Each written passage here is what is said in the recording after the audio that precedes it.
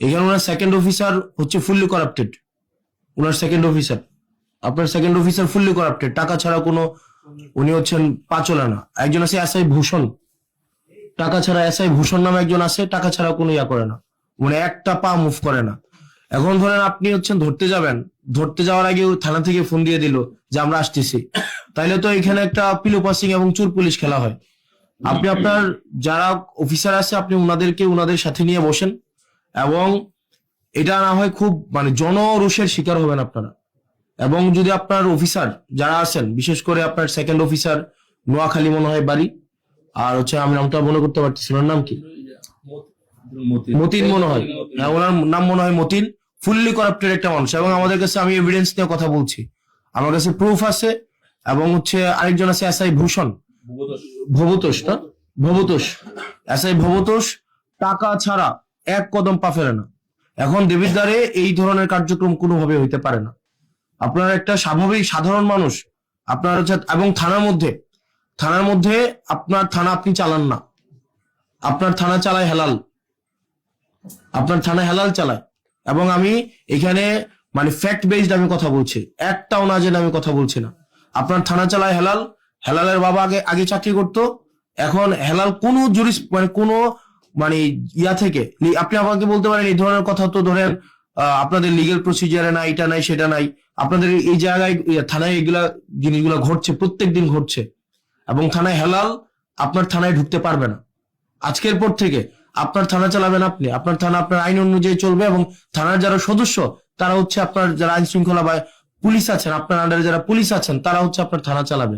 এবং থানা যদি চালায় এমন জন যার যে পুলিশ না, যার হচ্ছে এখানে কোনো চাকরি নাই, সে যদি থানা চালায়, থানায় কোন মামলা রুজু হবে, কোন মামলা রুজু হবে না, কোনটা মামলা এজাহার ভুক্ত হবে, কোনটা এজাহার ভুক্ত হবে না, তারপরে হচ্ছে আপনি আমাকে বলতে পারেন যে না এগুলা হয় না, এগুলা উনার কাছ থেকে অ্যাপ্রুভাল নিয়ে, এটা মৌখিক একটা অ্যাপ্রুভাল নিয়ে তারপরে থানায় হচ্ছে ভুক্তভোগীরা যাইতে হয়। আমি আপনার কাছে যত সহজে যাইতে পারি, স্বাভাবিকভাবে একটা ভুক্তভোগী এভাবে যাইতে পারে না। আমি আপনার কাছে যে সহজে আসতে পারি, একটা স্বাভাবিক ভুক্তভোগী, একটা গ্রামের ভুক্তভোগী স্বাভাবিকভাবে পুলিশ সম্পর্কে ওগুলোর একটা স্টিগমা আছে, একটা ভয় কাজ করে।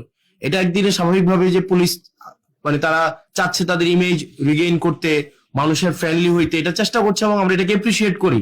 কিন্তু স্বাভাবিকভাবে একটা গ্রামের মানুষ যখন দেবিদ্বারে আসে, বরকামতা থেকে, ভানি থেকে, সুলতানপুর থেকে, এটা স্বাভাবিক। এটা গ্রামের মানুষ, আপনি যে কেসের যে জিনিসগুলো বলছেন এগুলা দেখবেন স্বাভাবিকভাবে অর্থনৈতিক ভাবে যারা একটু একটা লিমিটেড একটা পর্যায়ে জীবনযাপন করে, তাদের মধ্যে কলহগুলা বেশি হয়।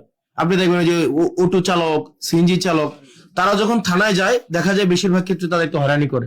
এখন স্বাভাবিকভাবে পুলিশের কাছে যাওয়ার আগে কিন্তু এক ধরনের পুলিশ আছে যারা হচ্ছে অচাকরিজীবী পুলিশ, পুলিশের কাছে যাওয়ার আগে, এটা আপনি আপনার জায়গা থেকে এটা আপনি দেখবেন না, এটা যারা ভুক্তভোগী। আমি এটা গত একটা বছর, এটা আমার ব্যক্তিগত জায়গা থেকে, এখানে সাংবাদিক আছে, একজন সাংবাদিক অস্বীকার করতে পারবে না, তারা এগুলো কথা বলে না। আপনারা অস্বীকার করতে পারবেন এটা মানে এটা সত্য ঘটনা না, একজন সাংবাদিক অস্বীকার করতে পারবে না। এই যে হালাল এই দালাল চক্র চালাচ্ছে না থানায়, এখানে জাতীয়, হ্যাঁ তাহলে জাতীয় গণমাধ্যমে, এখানে আমি জাতীয় গণমাধ্যমের সবাই আছে, এখানে আছেন, আপনারা আছেন না এখানে? তো আপনারা এই যে দেবিদ্বারের দালাল চক্রটা এবং মাদক চোরাচালান চক্রটা হেলাল চালায় না? আপনি আমাকে প্রশ্নের উত্তর দেন, হেলাল কোন মানে কোন এখতিয়ার বলে? এই মিটিং এ যারা আছে প্রত্যেকের একটা নিজস্ব একটা এই মিটিং এ থাকার একটা ক্রাইটেরিয়া আছে। হেলাল কোন এখতিয়ার বলে আপনার চৌসীমার মধ্যে থাকবে? এবং এই বিষয়ে আপনি সিরিয়াস অ্যাকশন নেবেন, এবং হচ্ছে থানাটাকে যেন দালাল আপনার কাছে যাইতে হইলে যেন স্বাভাবিক প্রক্রিয়া মেনটেন করে যেন আপনার কাছে পৌঁছাইতে পারে। এক্ষেত্রে যেন কোনো দালাল না থাকতে পারে, এক্ষেত্রে যেন কোনো একটা ইনফর্মাল কোনো সিন্ডিকেট এক্ষেত্রে যেন না থাকতে পারে। আপনার সাথে মানুষের সম্পর্ক হবে একদম ডিরেক্ট সম্পর্ক, যেটা লিগ্যাল সেই জায়গায় আপনি কোঅপারেট করবেন, যেটা ইলিগ্যাল সেক্ষেত্রে কারো কোঅপারেট করার আপনার প্রয়োজন নাই। আপনার জায়গা থেকে লিগ্যালি যেটা দরকার আপনি সেটা করবেন। আপনার এখানে দালাল চক্র দিয়ে আপনি ঘিরে আছেন, এবং আমরা চাই আপনাকে কোঅপারেট করতে। আমরা চাই এটা law and order situation restore হোক।